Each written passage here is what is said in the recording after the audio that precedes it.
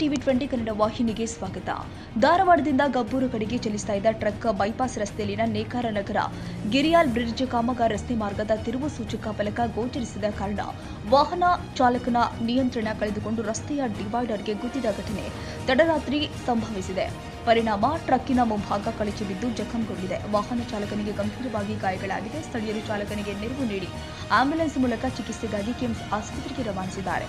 ಸದ್ಯ ಈ ರಸ್ತೆಯಲ್ಲಿ ಅಗಲೀಕರಣ ಕಾಮಗಾರಿಯಿಂದ ಅಪಘಾತಕ್ಕೀಡಾಗ್ತಾ ಇದೆ. ಈ ಸಂಬಂಧಪಟ್ಟಂತಹ ಅಧಿಕಾರಿಗಳು ಮುಂಜಾಗ್ರತಾ ಕ್ರಮ ಕೈಗೊಂಡು ರಸ್ತೆಯ ಕಾಮಗಾರಿಯನ್ನ ನಡೆಸುವಂತೆ ಸಾರ್ವಜನಿಕರ ಅಭಿಪ್ರಾಯವಾಗಿದೆ. ಇನ್ನು ಘಟನೆಯ ಮಾಹಿತಿ ತಿಳಿದು ಸ್ಥಳಕ್ಕೆ ಸಂಚಾರಿ ಪೊಲೀಸರು ಆಗಮಿಸಿ ಹೆಚ್ಚಿನ ಮಾಹಿತಿ ಪಡೆಯುತ್ತಾ ಇದ್ದಾರೆ. Chandru Biranavar, TV 20 Kannada news, Hubballi. ಕನ್ನಡಿಗರ ಮೆಚ್ಚಿನ ನಿಮ್ಮ ಟಿವಿ 20 ಕನ್ನಡ ವಾಹಿನಿ ಇದೀಗ ಟಿವಿಯಲ್ಲಿ ಲಭ್ಯ.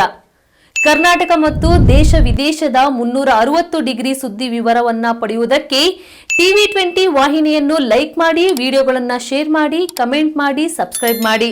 HCN ಕೇಬಲ್ 842 ನಂಬರ್ನಲ್ಲಿ ಹುಕ್ಕೇರಿ ತಾಲೂಕು ಹಾಗೂ ಸಂಕೇಶ್ವರದ ಸುತ್ತಮುತ್ತಲಿನ ಹಳ್ಳಿಗಳಲ್ಲಿ ಲಭ್ಯ. PCN ಕೇಬಲ್ 129 ನಂಬರ್ನಲ್ಲಿ ಹಾರುಗೆರೆ ಸುತ್ತಮುತ್ತಲಿನ ಹಳ್ಳಿಗಳಲ್ಲಿ ಲಭ್ಯ.